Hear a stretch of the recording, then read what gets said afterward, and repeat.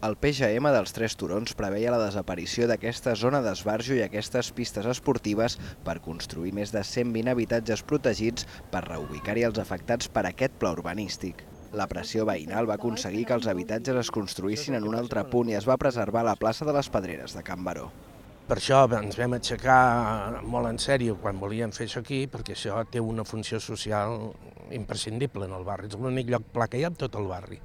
I està en una alçada més o menys equidistant a tot, i es fa servir. Sí que es farà un dels 5 edificis que s'havia de construir en un solar a tocar de la plaça. Durant aquesta tardor s'ha d'acabar de definir el tipus d'equipaments que s'hi ubicaran als baixos. Segons els representants veïnals, les necessitats són moltes.